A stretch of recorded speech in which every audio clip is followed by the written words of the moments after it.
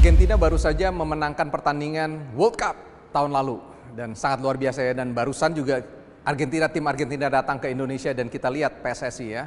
Kita bisa mampu mengimbangi tapi walaupun kalah 2-0. Tapi saya bangga sebagai orang Indonesia, saya support sepak bola Indonesia.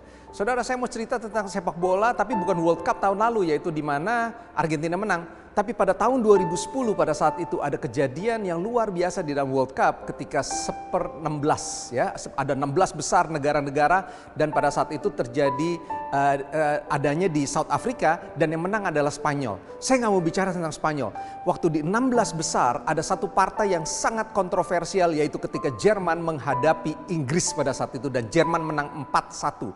Ketika Jerman memimpin gol yang pertama, gol yang kedua, lalu pada saat itu disusul 2-1 oleh Inggris. Dan pada saat Frank Lampard, salah satu ujung tombak daripada Inggris pada saat itu, berhasil menyamakan kedudukan menjadi 2-2, tetapi wasit menganulir daripada gol yang kedua.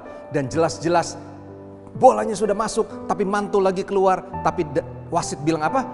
Itu tidak masuk. Dan pada akhirnya Inggris kalah 4-1. FIFA memutuskan sejak saat itu maka kita memerlukan teknologi katanya untuk itu. Dan mereka mengakui bahwa itu adalah sebuah kesalahan. Nah, keputusan yang kontroversial dibuat oleh wasit, yaitu manusia. Tapi ada sebuah wasit atau seorang wasit di dalam hidup kita.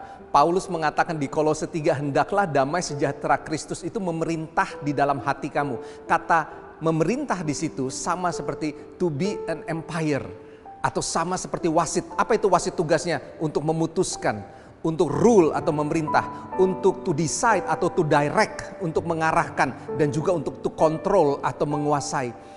Hendaklah damai sejahtera Kristus atau shalom itu memerintah, menjadi wasit, menjadi penentu, menjadi pengarah yang utama di dalam hidup ini. Karena shalom itulah yang akan terus memberikan kekuatan, peace di dalam kehidupan kita. Yang kedua, Paulus bilang dari dalam penjara pada saat itu kepada jemaat di Kolose, dia bilang apa? Hendaklah perkataan Kristus diam. Bukan saja shalom Tuhan, peace to be the empire, yang mengkontrol, mengarahkan, tapi juga damai sejahtera, tapi juga perkataan Kristus diam di dalam hidup kita. Supaya ketika kita berhadapan dengan orang lain, kita bisa mengatakan hal-hal yang baik di dalam kekuatan. Dan Paulus menutup pada saat itu di Kolose 3, dia bilang begini, hendaklah apa yang kamu lakukan dan kamu katakan, hendaklah itu semua kamu katakan dan lakukan di dalam nama Tuhan Yesus.